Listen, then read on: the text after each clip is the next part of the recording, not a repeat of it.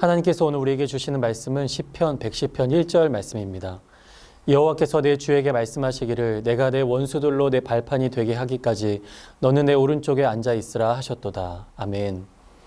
지난 6월 달에 인천 무의도에서 조개를 캐던 한 가족이 밀물이 들어오는 것을 알아채지 못하고 바다에 고립되는 사건이 있었습니다. 다행히 온 가족이 구조되었는데요.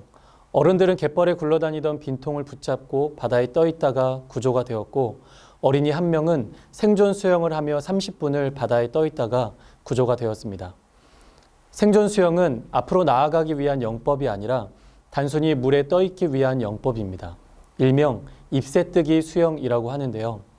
물 위에 떨어진 잎사귀가 움직이지 않고 가만히 떠 있는 모습과 비슷하다고 해서 잎새뜨기 수영이라고 이름을 붙였다고 합니다. 바다에 빠졌을 때 무리하게 바다를 헤쳐나오려고 애쓰다가 탈진이 되어 익사하는 경우가 많이 있다고 합니다. 그렇기 때문에 바다에 빠졌을 때는 무리하게 바다를 헤쳐나오려고 애를 쓰는 것보다는 물과 물의 흐름에 몸을 맡기고 온몸에 힘을 빼고 가만히 물에 떠 있는 것이 구조될 가능성을 높이는 것이라고 전문가들은 말합니다. 이처럼 때로는 온 힘을 다하는 것보다 가만히 있는 것이 더 능력 있는 행동이 될 때가 있습니다. 시편 110편은 예언자를 통해 왕에게 주시는 하나님의 말씀입니다.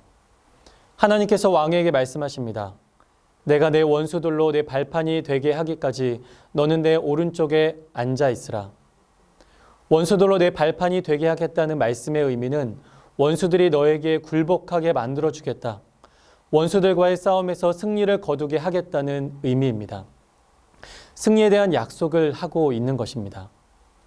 그런데 더욱 주목해서 보아야 할 대목은 너는 내 오른쪽에 앉아 있으라는 말씀입니다.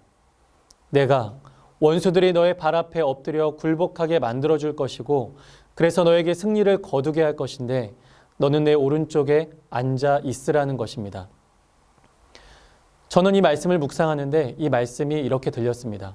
야, 내가 너를 대신해서 너의 원수들과 싸워서 승리를 너에게 선물로 줄 테니까 너는 내 옆에 꼭 붙어서 내가 하는 일을 가만히 지켜보기만 하면 돼. 이렇게 말씀이 묵상이 되면서 너무 큰 은혜와 위로가 되었습니다. 물론 하나님은 우리에게 사명을 맡기시고 우리가 세상 속에서 치열하게 그 사명을 직접 감당하기를 원하십니다. 우리는 최선을 다해서 살아야 합니다. 하지만 이해할 수 없는 고난이 찾아올 때, 감당할 수 없는 고난이 찾아올 때 우리는 지쳐 쓰러지기도 합니다. 하지만 하나님은 우리에게 오늘 이렇게 말씀하십니다. 내가 너를 위해 싸워 승리를 허락할 테니 너는 내 옆에서 내가 하는 일을 가만히 지켜보기만 하렴. 바다에 빠진 어린이가 바다에 몸을 맡기고 가만히 힘을 뺐을 때 살 수 있었던 것처럼 우리도 하나님께 우리의 삶을 맡기고 가만히 힘을 빼야 살 수 있습니다. 지금 이 세상은 이해할 수 없고 감당할 수 없는 고난 중에 있는지도 모르겠습니다. 물론 힘을 내서 이 고난을 이겨내기 위해 노력해야 하겠지만 한편으로는 하나님을 신뢰하는 마음으로 하나님께서 하시는 일들을 지켜볼 수 있어야 합니다. 하나님께서 이 어려움을 통해 이 땅 가운데 그리고 교회 그리고 우리의 삶에 이루실 승리가 무엇인지를 기도하며 잠잠히 지켜보아야 할 것입니다.